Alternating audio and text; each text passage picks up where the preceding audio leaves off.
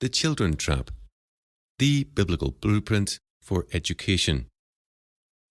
This is a Reconstructionist radio production. Please visit garynorth.com/free books to download this book. Chapter 3, Parents in the Driver's Seat. Quote, "Hear, O Israel, the Lord is our God, the Lord is one. You shall love the Lord your God with all your heart, with all your soul, and with all your might. And these words which I command you today shall be in your heart, and you shall teach them diligently to your children, and shall talk of them when you sit in your house, when you walk by the way, when you lie down, and when you rise up." End quote. Deuteronomy chapter 6, verses 4 to 7. Quote, "And you, fathers, do not provoke your children to wrath, but bring them up in the training and admonition of the Lord." End quote. Ephesians chapter 6, verse 4. In this chapter, I discuss the second principle of formal education, the parents' responsibility for the education of their children. We must begin our discussion with a consideration of the biblical covenants. The covenants of the Bible all have the same 5 points. 1. A sovereign creator God who runs everything. 2. A hierarchy of authority with God at the top. 3. A system of law, ethical rules for dominion. 4. A judicial system for making evaluations. 5. A program for inheritance. In the Bible, each of the covenantal institutions will be governed by this 5-point structure. The family is one of these institutions. God, in his wisdom and love, has established 3 covenantal, oath-bound institutions: the family, the church, and the state, or civil government. They are separate institutions.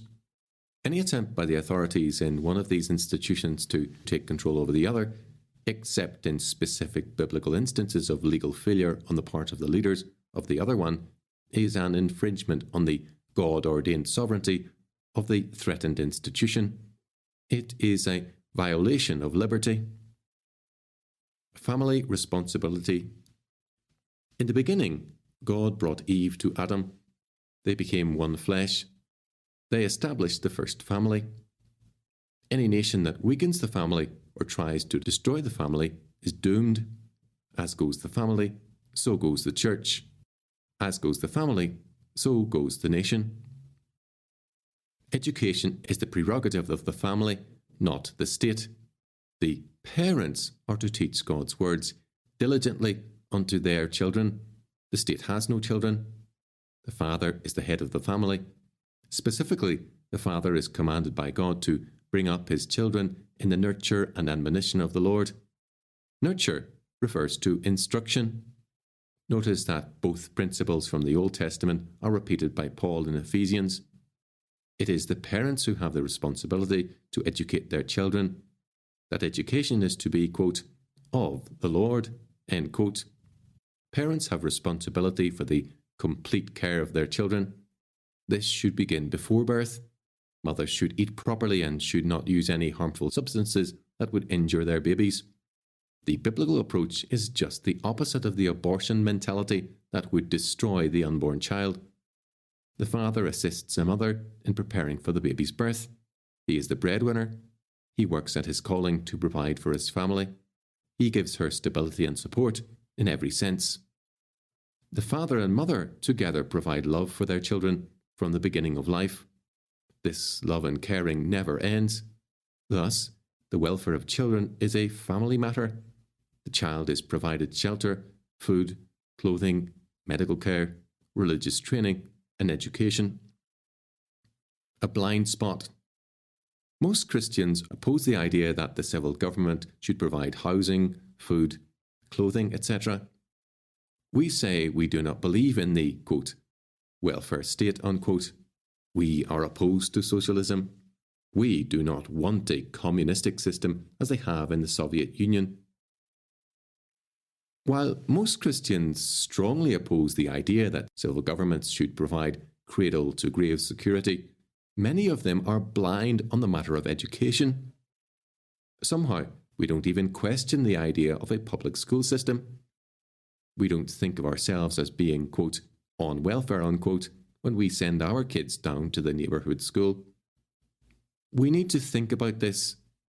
Socialised education is no different in principle from socialised medicine or socialised anything else. When we send the children to the government school, we are accepting tax-financed welfare. It is not necessarily wrong to accept a gift. That is to say, there is a place for charity in the biblical scheme of things. Our churches carry on a diaconal ministry. As individuals, we may and should help a friend or neighbour in need. We have all kinds of voluntary associations to assist the needy. We give and we receive. This is not the same situation as the public school. The public school system is not based on charity. It is not based on the principle of voluntarism. The public schools are funded with taxes. When we enrol our children in a public school, we are stealing from our neighbours. Yes, that is what I said, and that is what I meant. Bastiat, the famous French writer of the 19th century, called it, quote, legal plunder, unquote. The fact that plunder is legal does not make it moral. The Christian, then, should take care of the education of his own children. He should not use force against his neighbour to rob his neighbour of his wealth. Yet, this is exactly what takes place with a public school system. The government is engaged in the redistribution of wealth. Karl Marx advocated public schools in the Communist Manifesto, 1848. His goal was to destroy Christianity by destroying the family. To destroy the family, he knew it would be necessary to destroy private property. Thus, the tax system was to be used to take property away from one person and give it to another.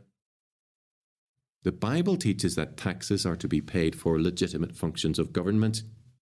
Taxes are not to be paid to the government for the purpose of giving the property of one person to another person. The responsibility to educate children belongs to the parents. They are to carry out this task from the time the child is born. The parents are to teach God's words diligently to their children. They are to teach while sitting, walking, when lying down, and when getting up. The idea is that education takes place all the time and in every place. The notion that education can only take place in some formal setting such as a school classroom is not a biblical idea. How children learn. There is a hierarchy in education. God is on top. Point 1. The sovereignty of God. God delegates the responsibility for education to parents. Point 2. Hierarchy. Parents must determine what the children will be taught. Point 3. Law. And they will judge whether the child is advancing. Point 4. Judgment. They do this in order to transfer a heritage and inheritance to their children. Point 5. Inheritance. The family must honour this 5-point structure of the covenant in the field of education. Children learn by example. I have noticed that subtle mannerisms of parents are seen in their children. I see them in my own children. When I call on the phone to a friend, I am often unable to tell whether I am talking to the father or his son, the mother or her daughter. Children learn a great deal before they ever go to school. When the child is born, he cannot speak a word. The mother and father patiently teach the child their native language, and most of this teaching is by example.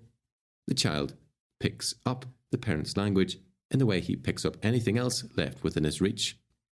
Soon, even a small child is able to speak fluently. Recently, I took Dorothy, one of my granddaughters, to McDonald's. On the way, she began to rattle off the books of the Old Testament. She is barely 4 years old.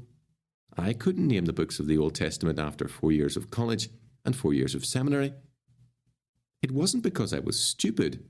It was because God, in His grace, enables young minds to memorize astounding quantities of information. But this skill diminishes over time. Anyway, I think so. I read about it somewhere. I forget just where. Think of how they can sing advertising jingles that they hear on television, the same way older folks can remember radio jingles for products long gone, even if they can't memorize the books of the Bible very easily. Dorothy said her daddy had been teaching her the books of the Bible on the way to school. Little children can learn far more than we realise, and they seem to be able to do it with minimum effort. The key is parental involvement. But understand, a child does not intuitively learn the names and order of the books of the Bible. Parents have to help. Memorization of important material is a discipline. It is part of a structured program of teaching. The child does not learn this way on his own. He does not learn it on a field trip or in some sort of improvised, quote, social action, unquote, project for 4-year-olds. His parents work with him and discipline him to learn the material. Homeschooling. One of the most significant movements in education today is the homeschool. It is almost entirely confined to the Christian community. It is part of two trends: the general trend towards decentralization and the trend of Christians towards setting up alternatives to humanist institutions. Both trends are creating trouble for humanist educators. John Nesbitt, in his book Megatrends, points out that decentralization is taking place in many areas of our lives. In education, he cites homeschooling as an example. No doubt there is a reaction against centralizing education. We have seen the movement away from locally controlled small schools to the large consolidated school districts. A cabinet-level Department of Education has been established at the federal level. The homeschool can be seen as a wholesome movement in the other direction. A far more important reason for the homeschool movement is the desire on the part of parents to have a direct hand in the education of their offspring. There are tens of thousands of children being taught at home in America today. We don't know how many there are in these homeschools. This is a good thing. Neither do the humanist planners. In some cases, the parents teach their own children. In other cases, 2 or more families cooperate in the task. What are we to think of homeschools? I applaud them. There are some Christian schools that oppose homeschooling. Maybe they don't want the competition. I don't know. I think Christians should encourage homeschools in every way. They should work with homeschoolers instead of against them. The Christian Liberty Academy in Illinois has a very large homeschool program. The number of children in the homeschools is far greater than those enrolled in the regular academy. The Christian Liberty Academy also has the largest Christian school physical facility in the country. They bought it from the public schools in 1985 for $1.5 million, with the money they had made from selling homeschool materials. There is no reason the two should not work together to accomplish the goal of Christian education. The Christian school which I operate had its roots in a homeschool some 27 years ago. I was teaching in a private school. My wife was at home with several small children. She wanted to teach the oldest 2 at home. One was 3, the other was 4. My wife invited several families in the neighbourhood to send their children over for 2.5 hours each day to be instructed. One of the mothers watched our 2-year-old at her house. The arrangement worked out to everyone's advantage. After leaving the private school where I taught, I started a small school in the basement of a house. We had 6 students initially. This expanded to 10 students at the end of the semester. At fall, I opened Fairfax Christian School with 32 students, ranging from kindergarten through the 8th grade. My wife and I taught them all, including 2 of our children. We held classes in our home. We had 2 classrooms downstairs. We lived upstairs, over the shop. It was a neat arrangement. The strength of the homeschool movement is the direct control exercised by parents. The course of study can be tailored to the specific needs of the child. The program is flexible. A great deal of learning can and does go on in this type of teaching situation. One of the best ways to learn is by teaching, and I am sure the parents learn a great deal right along with the children. I need to stress at this point that there are rival views regarding homeschools. In fact, some of these groups fight more over when a child should start his formal education than what he should be taught. I believe in the traditional Protestant view that children should be catechized at a very early age and taught to read very early, at age 4 or 5. They should be reading the Bible at age 6. They can do it, and they should do it. Deliberately to keep the Bible a closed book for young children when they can be taught to read, it is simply sinful. Yet there is actually a small and highly vocal movement of Christian homeschoolers who follow a system based on the idea that children not be formally taught to read and compute until age 9 or 10, unless they ask to be taught these skills. I totally reject the idea, an idea that has its roots in humanism, the Montessori and or Mormon movement, that parents should postpone giving their children formal, structured, highly disciplined instruction until the children are 9 or 10 years old, or even older. Children should learn very early that time is an irreplaceable resource, that it is limited, and, to please God, we have to get to work early and hard. They should learn to appreciate the power and results of structured, disciplined work. They should learn this by example too. We parents need to be structured and disciplined in our habits. Jesus instructed the priests in the temple when he was a child of 12, Luke chapter 2, verses 41 to 47. He is the biblical model, not some baptized version of humanism's free-form education for the naturally innocent child model. The division of labour. Sometimes, when I advocate that parents should be responsible for the education of their children, I have been told that this is not practical. Many persons think that the only way parents can be responsible is for every family to teach the children at home. That is not the case. Parents are responsible to feed their children, but it does not follow that all parents must be farmers. Parents are to provide shelter, but they don't have to build the family house in order to fulfill their responsibility. Every parent will be involved to some extent in feeding the children. They will shop for the groceries, cook meals, etc. They do not have to grow the food personally. Parents have a part in providing shelter, choosing a house, calling a plumber or electrician when needed, and performing a host of other chores around the house are part of providing shelter. The point is that parental responsibility does not mean that parents personally do everything. Quote, "Now Abel was a keeper of sheep, but Cain was a tiller of the ground." End quote. Genesis chapter 4, verse 2. An important economic principle is seen in the first family that lived on earth. Cain and Abel had different occupations. This is the principle of the division of labour. Further on in this chapter of Genesis, we read about those who kept cattle, who handled harps and organs, and who worked with brass and iron. In the New Testament, Paul speaks in Romans chapter 12 and 1 Corinthians chapter 12 of the differing gifts that God gives to each of us. Each person on earth is a unique creation by God. No two persons have the same set of fingerprints. We are different from every other person who ever lived on the earth. Biochemist Roger Williams wrote a book entitled "You Are Extraordinary." In it, he shows that each person is biologically unique. This applies not only to fingerprints, but to other parts of our bodies. God created us in his own image and commanded us to have dominion over the earth. Man is able to think, to invent, to innovate. A robin today builds her nest the same way she did 20 years ago, or 200 years ago for that matter. Man thinks about his house and develops better ways to build. Some people are skilled in music. Some are better suited to be doctors, plumbers, engineers, or whatever. Some are given the gift of teaching. That is their calling from God. It is this principle of division of labour that improves living standards for everyone.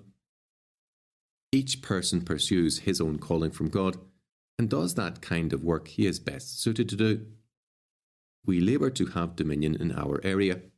Then we trade with one another so that the surplus we produce can be used to obtain things that will improve our lives. This trading is normally done through a medium of exchange which we call money. For details about how this system works, see Gary North's book, Honest Money, in the Biblical Blueprint series. Division of labour occurs in a geographical sense also. Some parts of the earth are better suited than others for growing wheat, cotton, corn, or bananas. Crops are grown and goods are manufactured in those areas where they can be most effectively grown or produced. Then we trade with one another, and everyone benefits. God wants us to do this freely and peaceably. Then the dominion mandate can be best carried out. We subdue the earth and see improvement in our culture. When governments set up barriers to trade, the result is lower standards of living and conflict among men. Goods and services become more costly. The division of labour applies in education. When governments place roadblocks in the way through compulsory attendance laws, taxation to redistribute wealth, zoning restrictions, and other regulations, they raise the cost of education. They also harm the quality of education. There is no longer the freedom for parents to exchange the fruit of their labour with one another. Free enterprise is superior to socialism. This is true whether we are talking about growing a crop, assembling a car, or educating a child. Homeschooling has its advantages. The parent takes direct control of his children's education. Homeschooling also has its limitations. Especially as children get older, they need the benefits that come from division of labour. I have taught children in school, ranging from age 4 through high school. I have taught most of the subjects. Although I have 4 years of college and 5 years of graduate school, I cannot teach every subject well. I would not be a good music teacher. I appreciate good music, but I cannot find the middle C on a piano. Would it be wrong for me to hire a tutor to teach my child music? I cannot imagine any Christian saying that this is immoral. What if I hire a tutor to teach several of my children music? Still not immoral? What if a neighbour asks if he can help share the costs of the tutor and send his children? The moment anyone says that this is valid, he has abandoned the principle of homeschooling. But to defend homeschooling as the only way, he must accuse the parents of doing something immoral. The Christian school is simply a way that tutors take advantage of the division of labour. They have numerous parents send their children to them for instruction. They take advantage of something that economists call economies of scale. Several parents hire one tutor. They send the children to a central location for efficiency's sake. This is how poorer people can take advantage of the tutorial principle. They pool their funds. Those who defend homeschools as the only Christian way to educate children are elitists. They are saying that only the children of parents who happen to be highly skilled teachers are to be given the best education. This is the inescapable implication of the homeschools only outlook. The fact that its defenders refuse to admit this indicates that they either haven't thought through what they are saying, or else they are afraid to admit their elitism in public. Several years ago, my wife and I were invited to Dallas to speak to a group of parents who were teaching their children at home. I observed two things on this trip. One was that the parents wanted to teach their children at home, but they were already seeking expert advice on how to do it. I also observed that they were making arrangements among themselves for social affairs, extracurricular activities for their children. There is something else to consider. Word will get around the Christian community that one mother is especially skilled at teaching her own children. Other parents will eventually ask her to teach their children for a fee. The day she accepts this financial offer is the day homeschooling has ended for her and the parents who send their children to her. Homeschooling is therefore a temporary measure for the most gifted teachers. The division of labour principle works. Money talks. The most effective teachers eventually abandon homeschooling and become, quote, headmasters, unquote, of Christian day schools. The public schools have overdone the social end of things. They profess to teach, quote, the whole child, unquote. There is no reason to turn the whole child over to any school. If the child is attending a Christian school, the school should not get involved in trying to do everything for the child. The parents can provide recreational and social contacts for their children. The school should be seen as an extension of the home. It is not a replacement for the family. The school is not a separate institution any more than the factory, the grocery store, or the department store. The school is a place where the parent can get specialised help in the education of the child. When should parents send the child to a Christian school? When the teaching staff of that school can impart more information and better work habits to the child for the same price, including the price of the parent's time. Parents eventually do this when the child reaches college age. Most parents do this a lot earlier. Christians must not make a cult of homeschooling. The cult mentality says, "Mine is the only way." Only if the Bible teaches that one way is the only way should we accept it as such. Given that the overall approach is moral, no compulsory tax financing of education, and no implicit theory of the innate innocence of the child, lots of ways are good. There is no single way that is best for every family. Summary: God has delegated to parents the responsibility of educating their children. This education is to be comprehensive, moral, technical, economic, etc. Parents may not legitimately delegate this financial responsibility to others without their consent. They are allowed to hire specialized tutors to assist them. A school is simply an extension of the family. Teachers are tutors who have used the division of labour to reduce costs by tutoring many children at once. A school is simply a development of the tutorial system. It is the way that less wealthy people can take advantage of the division of labour and the tutorial system. We must be very wary of cult-like attitudes in Christian education, the view that our way is the only way. There are many sorts of children, many sorts of skills, and many sorts of ways to impart skills to children. But eventually, they all involve discipline and structure. In summary, 1. God assigns to parents the responsibility of instructing children. 2. The Bible is God's Word. 3. Education is God-centered. 4. Education is the parents' responsibility. 5. Educations say they oppose the welfare state. 6. Yet Christians support the welfare state's education system. 7. When we send our children to a taxpayer-financed school, we're accepting tax-financed welfare. 8. Karl Marx recommended public education as a means to weaken family responsibility. 9. Children learn by example. 10. They learn a lot by watching parents. 11. Homeschools take advantage of this aspect of children's learning process. 12. Children should be receiving disciplined, structured education by age 5. 13.